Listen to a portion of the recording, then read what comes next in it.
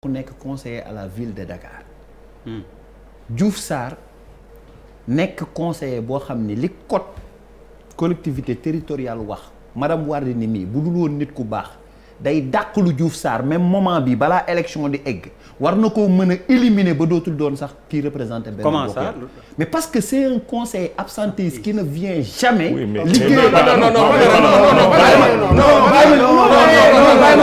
bàyyil ma ñëw code bi li may wax loi la li may wax. li may wax mais ba bàyyi leen ma wax. bàyyi leen ma pare. waaye doo leen ma bàyyi ma pare. non code bi waaye li may wax. C'est très bien que Diouf Sarr mais li may wax code non est un choix du président. Alors on sait avec le président qu'il y a un sérieux problème et on assume de le dire. waaw mais grand bàyyi ma terminer. dëgg bi mooy non mais grand li may wax. loi la code la. code des collectivités territoriales moo ni boo mënul. da nga war a teggi sa ndombo tànk pour keneen kuy mën a représenter askan wi di ko def. suba li muy laaj kon. après day nekkiwaat ministre du ko mën a gérer. mu bàyyiwaat ko fa par procuration. non de xaaral ma wax. ah non baal boobu non baal ma li may wax créé wu ma ko. loi moo ni booy dagaan baatu askan wi. si tu n'as pas la disponibilité de mën koo def bu ko dagaan parce que boo mënul fekkee ñetti conseil municipal yoo xam ni dajaloo na te amoo excuse bu valable dañu laa war a dindi déglu ma wax la. mu ni buñ la dindee waroo mën a sax présenté wu waat te fi ñu jëm dafa bëri ay nit yuy laaj maire parce que bëgg je suis maire mais est-ce que après exercice bi maire laaj danañ fa taxaw toog fa pour def ko. loolu laa ni dafa am antécédent ak Diouf Sarr. parce que c'est mon collègue maire collègue conseiller boo xamante ni li code bi wax respecté ko ça c'est clair léegi nag concernant biir APR seeni mbir la loolu man concerné wu ma mais li ma concerné mooy dañoo liggéeyandoo 5 ans am code bi ñu régir lu mu wax. mënoo leen koo faxas. bon allez Yérim balaa ngay dem may ma rek oui ma pour la prochaine émission s'il vous plaît pour la prochaine émission waa kër Barthélémy Dias on les invite mun nañ ñëw toog fii ni ki toogee déjà ni ñu wax yaa xam mbay tournure émission bi dafa changé si mais xam nga ça nous pose un problème. non il faut que tu m'expliques. xam nga lu tax xam nga émission bi donc oui ma xam nga dañu am problème. donc oui ma di xamuñu luy xew semaine prochaine. waaw mais a priori ils peuvent venir pour l'équilibre on n'a pas ce problème là li ñuy wax ñun faraluñu kenn ni may wax et tournure émission bi c'est parce que yaa xam n'est pas venu de deux aussi seen kilifa yi man ceux qui disent qu'ils veulent parler je ne sais pas si ñoom la je ne peux pas les appeler et les mettre en direct Barthélémy bu dee mi ngi seetaan mën na désigner koo xam ni dina ñëw après y a pas de problème te bu ñu leen di woo aussi ñoom ñuy wuyoo man Barthélémy pour l'inviter jaar naa sax ci Cheikh Gueye maire u Jëppal woo ko woowaat ko woowati ko il ne prend pas ou il ne réagit pas il ne répond pas au SMS bu ñu waxee aussi vous voulez être dehors vous voulez être dans l'émission c'est compliqué mais il y a aucun problème non il faut qu'on règle ça et qu'on se respecte dañ leen di woo bind leen SMS on voit vu distribué vous ne réagissez pas après ñu bëgg man bës naa invité Bart jaar je suis désolé de le dire comme ça jaar ci Cheikh Gueye maire u Dieuppeul qui me donne les numéros les bons j'appelle j'envoie des messages je reviens à lui je lui dis-lui que je suis pas obligé à aussi def tous ces efforts là parfois pour bon allez semaine prochaine si vous voulez. waaw mais d'accord a priori mais non mais man mon problème c'est quoi. mon problème c'est quoi c'est-à-dire que ay yi ñu war a régler peut-être dañ koy régler mais cette émission là aussi n'appartient à personne. bien sûr c'est-à-dire que c'est pas parce que voilà kii parce que non ba pare dañu nekk ci dara dañu nekk ci ay élections. suñu bëggee par exemple aussi il y a d'autres ñi def politique dañu bëri.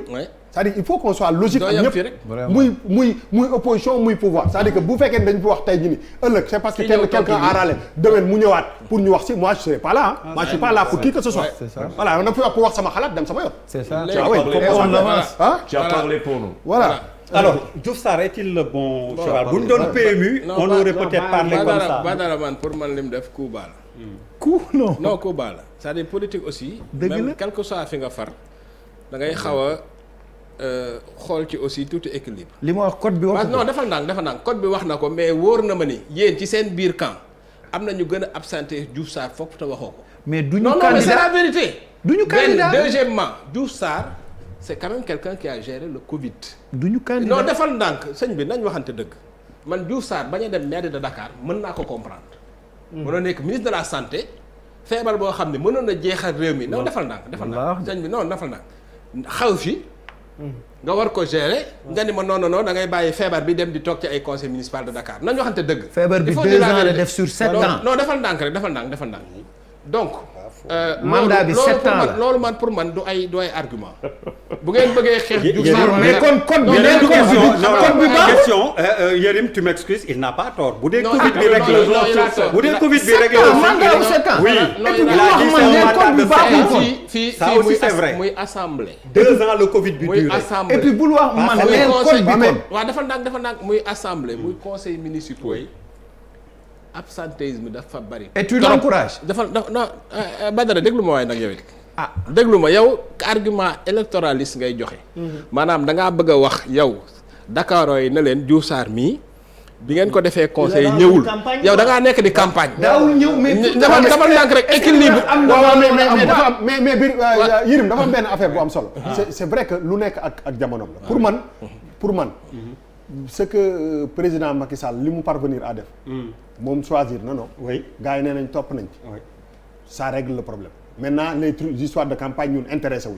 effectivement li am solo ba am solo mooy aujourd'hui mooy comme fi nga toll affaire bi aussi c'est un calendrier. fi ñu toll moom mooy lan tànn investiture. voilà nañu ci tànn ak tabb. c'est-à-dire que essayons quand même.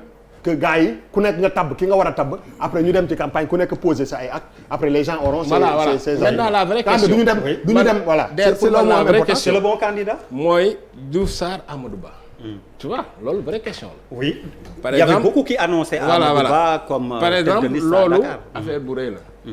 mi ngi noog affaire u Balde buñ ci dellusiwaatee na am. dinañ yegg Ziguinchor aussi Ziguinchor est dans les tablettes. gis nga affaire u Amadou Ba Diouf Sarr. voilà lu ñu mën a jàngat ci politique la. pourquoi parce que ba fi ñu toll nii muy législative yi la passé. muy présidentielle bi yëpp Amadou Ba moo nekkoon patron politique gu Dakar. Dakar oui. Diouf Sarr nekk maire benn commune bu tudd Yoff. mais quand même di incarner majorité bi à Dakar. lan moo tax ñu dem ba ci cëppaandaw ga Macky Sall tànn Diouf Sarr voilà une vraie question pour man ci analyse politique. mën naa ci wax nag man li ma ci xam. xaw ma ci lépp nag mais am na. mais au même moment il faut dire que Amadou Ba aussi est nommé coordonnateur national. waaw ça veut rien dire. ça tàngaay. ça veut rien dire vraiment.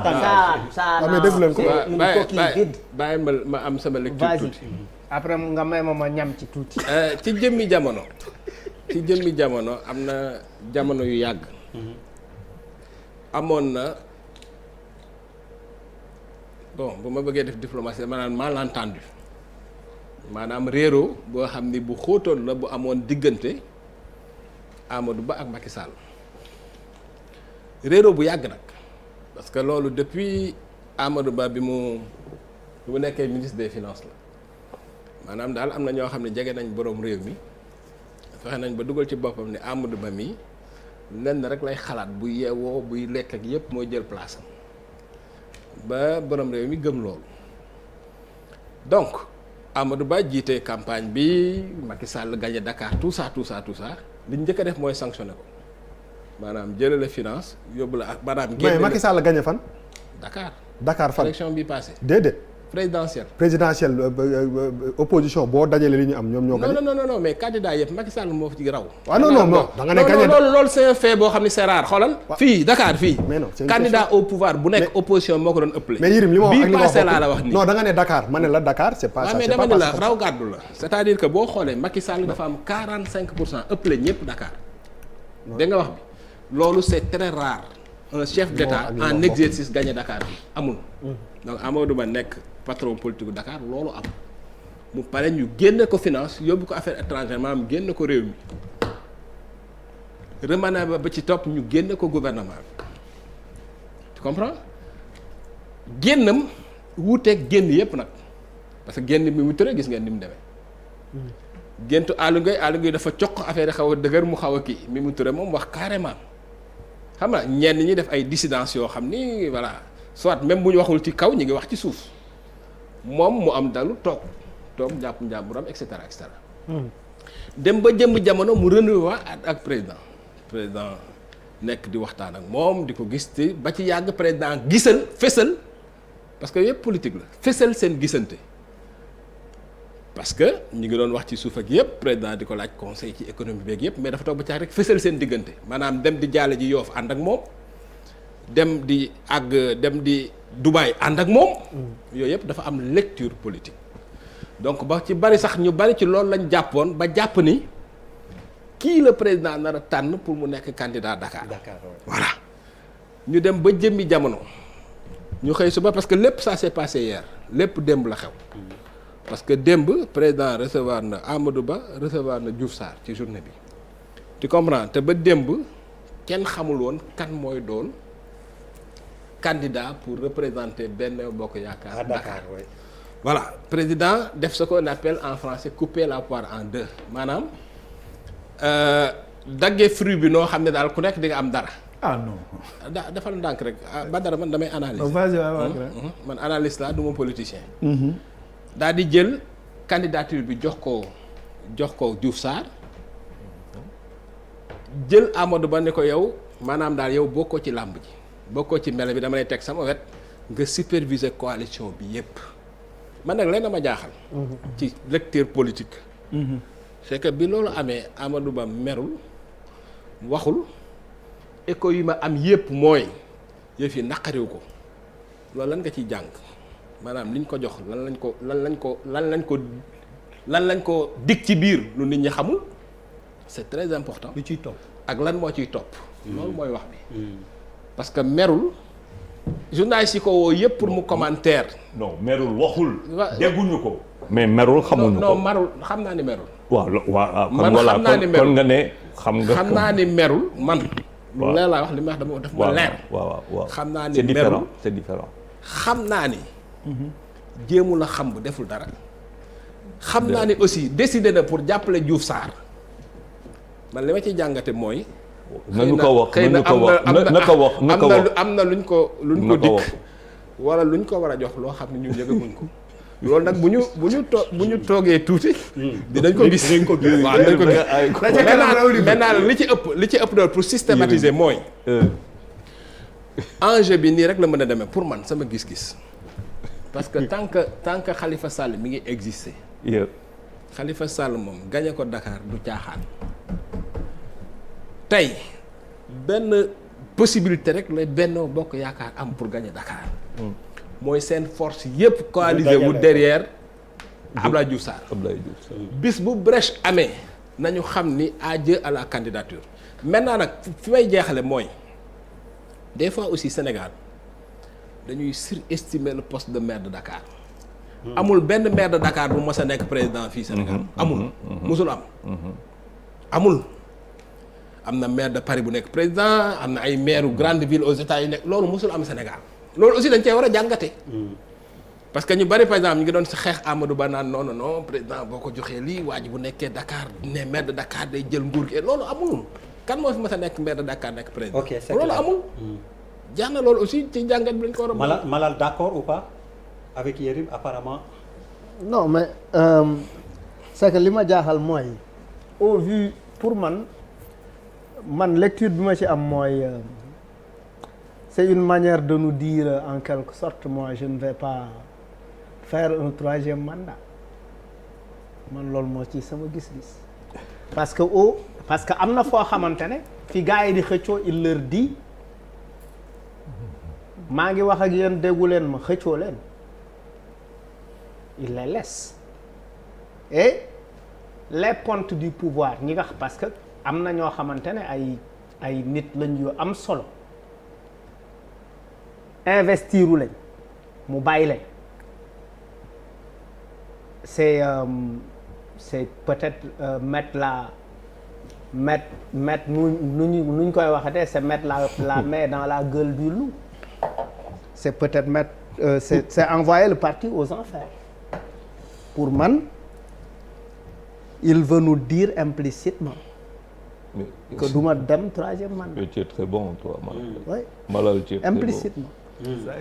Malal je peux mën naa. Oui bien sûr vas-y. Malal est très bon. xam nga. oui il est revenu de Paris avec ses Chinois très clairvoyants. deux fois il a fait des analyses très xam nga le maquis comme je l'appelle dans mes chroniques. waaw politique moom duñ ko jàngal il a appris. gis nga der boo xamee sa gannaaw lan moo fa ne. nga xool sa wet lan moo fa ne. su fekkente ne da ngay dem succession 2024 bu dee sa gannaaw dara newu fa nga xool sa wet donc booy liggéey pour sa wet ngay liggéey.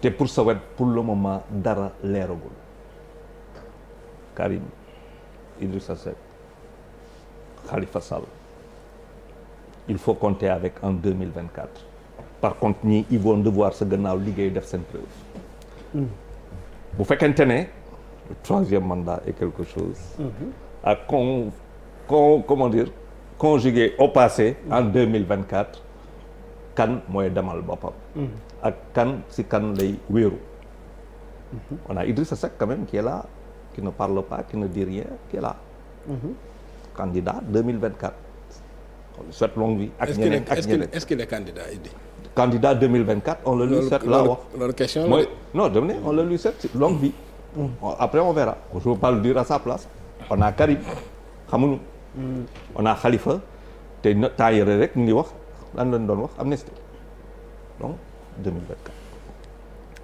bu dee da ngay dem si loolu moi je m'inspire de loo xamante ne Abdoulaye Wade moo ko fi def mu jël quand même Pape Diop qui ne représentait pas qui n'avait pas la même représentation nationale que yenn kilifa yu nekkoon PDS mu def ko Assemblée nationale kooku nekk son dauphin constitutionnel il aurait pu être président de la République sans représenter avoir une représentation nationale léegi wax ma si Diouf Sarr Amadou Ba kan moo si am représentation nationale au même titre que Sonko au même titre que Idrissa Seck au même titre que les autres ils n'en ont pas donc Macky le président Macky redoutable homme politique c'est 2024 et wax bi leer na wax bi leer na leeral ko ci ñun ñi nga xam wax bi leer na kii wax na ko fii am na fi ay gestes yu mu posé Niger malheureusement taxawuñu si Niger la passation de service la prestation de serment de Bazoum le président Macky est à côté de Issoufou image bu forte la une image très très très très forte mu ngi doon wax ak nit ñi c'est mis à côté d'un président sortant qui ne s'est pas représenté xalaatuma beneen que président quel que soit nit ñi luñ mën a xalaat wax fi tey ñëw ne damay présenter parce que la constitution telle qu'elle est l'article 27 xaw ma si je ne me trompe tel qu'il est me le permet xalaatuma ko sax donc forcément c'est le partir wante sur qui compter pour le moment c'est flou donc Dakar ça va pas loolu la def Casamance on va Ziguinchor c'est exactement ça et c'est ce qui va se faire à Dakar en donnant des chances maximum parce que maximum bi mooy lan mooy que mu nekk Khalifa Sall wala que mu nekk Sonko tout sauf Sonko tout sauf l'opposition radicale pure et dure donc xeex bi foofu la et c'est valable pour Dakar et toutes les régions du Sénégal donc Macky la division par 3 la règle de 3 waaw mooy sa stratégie allez Diouf Sarr le bon candidat oh mais bon le bon candidat parce que pour man loolu c'est une question booy poser nit bi nga xam ne moom mooy voté ji parce que le bon candidat pour le Dakar waaw mooy kiy jëmal Dakar quand même donc si ça concerne un parti politique en tout cas le président Macky Sall a réglé son problème comment non ma ne il a choisi amul coow pour man bu loolu amee boo defee ton choix rek parce que Diouf Sarr quand même c'est quand même quelqu'un qui a gagné ci localité am Dakar bëriwul. à l'époque où justement moom kese dara voilà c'était le seul. je pense que loolu aussi c'est important. c'est le seul waaw donc loolu aussi base la Covid dividende Covid yi daf ciy bokk c'est vrai on est à 2-3 cas daf ciy bokk c'est vrai non il y a un aspect politique non dëgg la. tey jii nii bu ñu nekk. 2-3 cas de la troisième vague quand même. waaw mais non waaw troisième vague non dama ne tey jii nii bu ñu nekkoon ci 2000 une vague en pic et après le déclin. yaa ngi. non mais laissez-moi xam nga la mooy. mais Badara kii li mu wax c'est incontestable. non dama ne li may wax non dama ne. waa ji non Yérim may ko mu défendre boppam bàyyi ko mu défendre boppam. gars yi bu balaa waxal waxuma ki malal ni yaa représenté. voilà exactement non dama ne tey jii nii. su ma amoon benn candidat. loolu yëpp dama koy teg ci kaw table bi politique loolu yëpp da ngay ay yenn ak yi Covid ñëw na fi jaar na fi 2 ans fu ñu toll comment tu as géré le Covid c'est important question boobu tey jii nii bu fekkoon c'était catastrophique peut-être que choix bi dafay changer loolu dëgg xam nga donc je pense que yooyu yëpp c'est ay arguments yu valable. mais yow dafa mel ni yaa ngi xalabul Diouf Sarr. non mais comme li ñu doon mais non je te dis mais c'est que je parce que le problème est-ce que mais les gars mais non laissez il m'a dit est-ce que lii far la wala waaw mais dama ne il a dit non mais gars yi voilà xam nga man dama far waaw mais man boo leen di wax mais man non man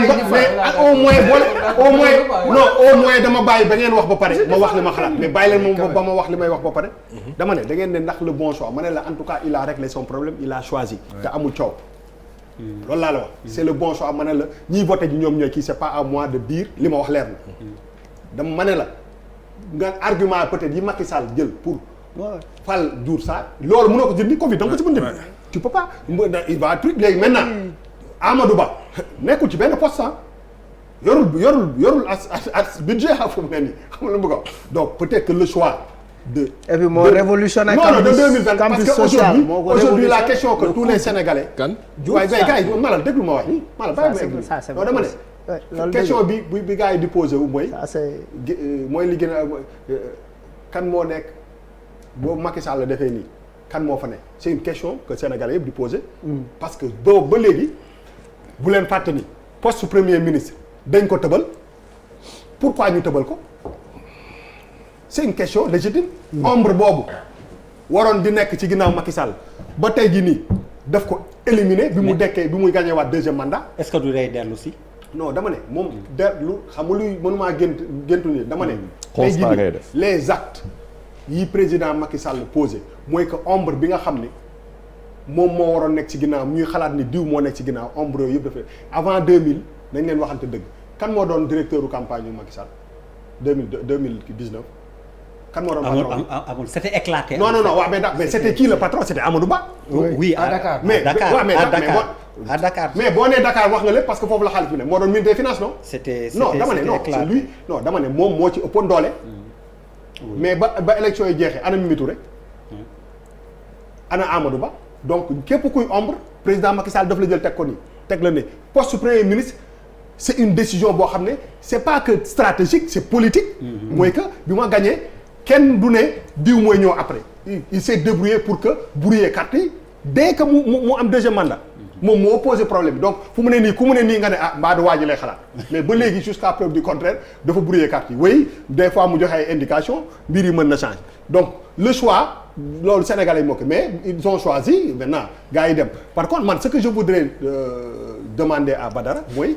non parce que on parle de choix fu mu ne choix lañ toll ñu ci ay bilan ay kii nu mu tudd ak vote ak kii nu mu tudd ak projet de ville wala dara. problème bi ma laajte mooy que tey jii nii Badara. c'est une question boo xam ne réponse bu simple nag pas réponse de à la Idrissa Seck. saa yu mu fi ñëwee. nga ni ma question bu simple. ba pare man bëgg naa xam Badara mi kañ la jóge réew mi c'est une question importante. waaw bëgg naa ko xam parce que dafay déterminer lu yu bëri. day déterminer lu bëri. bëgg naa ko xam boobu il faut nga toog mais waaw mais question bi ma bëgg a poser Badara mooy aujourd'hui Khalifa Sall mu choisir Barthélémy Dias. lan mooy doon seen posture. ah vous merci allez suivre merci parce que la question qu'on a posée à beaucoup de gens mooy que j'ai des ambitions mais su diw choisirait ma respecter choix. est-ce que yéen vous êtes prêts. est-ce que vous êtes dans l'esprit de la coalition. non moom la non loolu c'est une question très importante.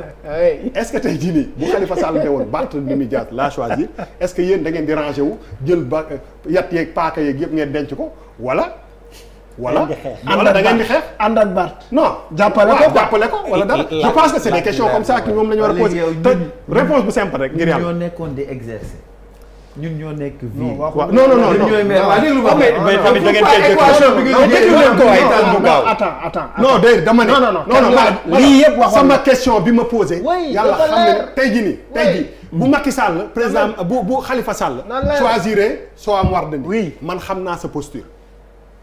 yaay gàddu xeex ba di ànd nekk ci kanam parce que buy wax waaye kii loolu wóor na ma bi ma wóorul mooy que est-ce que vous êtes prêts bu ñu choisiroon Barthélémy Dias ngeen rangé wu ci ginnaaw oui ou non parce que loolu mooy question bi ëpp solo. waaw comme nag vraiment décision boobu le président Khalifa Ababacar Sall jëlagu ko te ba fi ñu jàpp ni mooy ki nga xamante ni moo yoroon mission bi mu wóolu ko dénk ko dañoo jàpp ni kooku la fa nar a bàyyi ci li lañ rafet jot bu leneen amee lu dul loolu dañuy toog en conclave waxtaan ci. xool ban décision la ñuy génne politique. non parce que non dama li ma wax. Badara mën na politique. non man tontu nga ma. dama ni li ma gëm. non man tontu nga ma. li ma gëm parce que non tontu nga ma. mooy ñun dañoo gérer pendant 7 ans xam nga dafa am affaire bu leer bu ma leen wax. waaw mais non man dama ni man incohérence la ci man Badara.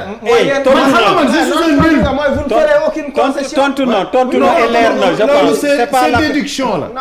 dama ni man tontu bi leer Badara. non allez mën a wax macha allah et alors on reste yaa ma dàq a wax. alors Bouba yaa ma dàq a wax. Bouba on reste dans notre alors Papis mais man troisième mandat bi ñuy junj dafa am solo. exactement non je suis parfaitement d'accord mais man Papis moo am solo mais je suis d'accord nul. laa la s'il te bëgg a fàttali plaît s'il te plaît oui ma Badara da nga may déglu aussi war nañ dem publicité war nañ dem Ziguinchor s'il te plaît. mais nul oui ma kii waxagul. nul yow mën naa mënoon na ma may rek Ismaïla Madior ma fàttali. et Ismaïla Madior information moom la ñu choisir Rufisque aussi pour Benno Bokk Yaakaar. Seydou Gueye Seydou Diouf excusez-moi quitte Benno Bokk Yaakaar. pour aller ak PPC par thème. Aïssata Tall aussi je vous ai dit bon loolu dinañ ko jéem a ramasser waat aussi. Papis très rapidement rek kii mi ngi junj ak ay problème mu troisième mandat est-ce que dañuy ut. bu doon Macky daf ko bëgg jébbal peut-être premier ministre wala jébbal ko affaire yi takkandeer bi ñuy wax wala yu demoon noonu est-ce que du APR la ko doon jébbal et non pas la coalition qui est une coalition qui peut se disloquer à tout moment lan nga ci sa jàngat. Tout ça ce sont des hypothèses. Bien sûr. Je voulais commencer par le commencement pour répondre directement à la question. C'est-à-dire est-ce que Diouf Sarr est le bon choix pour Dakar. Est-ce que loolu lañ bind Diouf Sarr est-il le bon choix. bu ñu ko en arabe de lii. deera ko bind nii. donc déjà. la question est biaisée c'est bon choix pour Benno Bokk Yaakaar. Ce n'est pas bon choix pour Dakar. Merci. Attention c'est ça la question. On doit faire très attention à ce qu'on dit. La réponse est là. question der bi moom moo kii. C'est le choix de Benno Bokk Yaakaar. Merci Charles. Qui engage Benno Bokk Yaakaar. Merci Charles. Voilà. Merci. La réponse j'entends du may dëgg la réponse directement à la question. waaw lii dafay supposer que ne mooy le bon choix parce que les personnes qui ont fait le choix en partant de la personne morale président Macky Sall ak ñi mu àndal tànn affaire bi. C'est-à-dire que je pense dans la cohérence si c'était établi leer que ne ñii dañuy ñàkk xëy na ils n'auraient pas pris Diouf Sarr déjà dans leur tête je pense que à leur niveau c'est Diouf Sarr qui a le meilleur profil maintenant pour ñëw si Gadiaga Papis tu es fort quoi. pour ñëw si Gadiaga tu es en train de faire dans l'évidence quoi. Il le choisit, tu veux qu'il soit un mauvais choix. Donc il y a pas à répondre. Non attends. Tu veux qu'ils le choisissent et qu'il soit leur mauvais choix. C'est-à-dire ils l'ont choisi c'est la cohérence. C'est-à-dire xam nga en fait amul coow. non xam nga coow bi. ça vient après le choix. oui le choix c'est sur la base d'un faisceau de critères qui te confère cette aisance pour dire lii kii la tànn je veux dire entre le choix et la contestation il y a la mer à boire. muy benn. Deuxièmement pour revenir sur les propos de Gadiaga qui parle d'absentéisme. xam nga il y a un certain temps Charles yow mi nekk presse écrite on faisait toujours dans les magazines Yérim en hausse en baisse. waaw en hausse ou en baisse dans les magazines dans les journaux. mais bu ñu ko defoon ci configuration bi mais c'est Diouf Sarr parce que la pandémie la plus catastrophique dans l'histoire du monde ci 2 ans yi c'est le Covid. Diouf Sarr moo nekk à la tête de l'histoire du début ba fii. il est forcément avec 1000 milliards quand même. il est le Covid c'est 1000 milliards même si c'est 1 milliards milliard si c'est 600 milliards moi je parle des faits. moom moo ko géré moom la fi yàlla teg mu départ bu début ba aujourd'hui forcément day am ay gains forcément. oui parce que ce qui s'est passé le Sénégal a été dans l'histoire deuxième si gestion bi et tout. mais yàlla mosu mën na ko dénk que tu sois contre lui ou pas loolu dafay jouer sur le choix politique il va en bénéficier et c'est sa chance pour man. Badara vraiment pour terminer ci fi nga bëggoon embrayer avec. non c'est que Malal dafa am lu mu analyser. man yàlla na doon dëgg nit que man intéressé wu ma de que Amadou Ba la bëgg après moom ndax noonu la koy tege ndax Amadou ñëw wala keneen li am solo mooy nul ne peut gëtëbloo woon Ismaïla Madior mooy Sénégal fii bu ñu bëggee jàmm sax fi bu ñu xoolee ceinture bi ñu wër ni mu demee bu ñu gisee mbir yi ni mu tëddoo bu dee le président mi ngi ci schéma yooyu pour xalaat muy Amadou wala muy keneen kii ñëw après moom alhamdulilah parce que gis nga foofu billaahi wallahi waxeewuñu dara loo xamante ni même day am daray luy jege partisanerie dañuy wax rek jàmmu Sénégal dafa lalu ci le président ak waa kaawam ñu tànn ñoom seen ëllëg naka lay demee jàmmu Sénégal da cee nekk même boo nekkee yow dans l'opposition comme ñun loolu daf lay soxal parce que bu amul lu ci nekk mën naa xewaat ci miim réew te kenn ñaanu ko yàlla ñu koy fàttali monsieur le président nul je le répète nul encore une fois nul ne peut nul nag sama grand bii jàngi woo tubaab dégg ko lool foofu de le président de la République est élu pour un mandat de 5 ans renouvelable une seule fois nul ne peut faire plus de deux mandats les 2 mandats renvoient aux 5 ans consécutif non moo tax kooku moo tax nul am solo grand nul daal wala buñ dugg ci débat boobu pour terminer chapitre Dakar Mame Mbaye Niang qui aurait sa liste loolu tamit naka la ko xel mën a nangu et juste après oui Mame Mbaye Niang on annonce Mame Mbaye Niang du am liste une liste pour Mame Mbaye Niang tu y crois c'est confirmé avec l'onction ou pas man mënuma gëm loolu xam nga man naka laa analyser très rapidement xam nga naka laa analyser woon kaaw Mame Mbaye Niang waaw pour man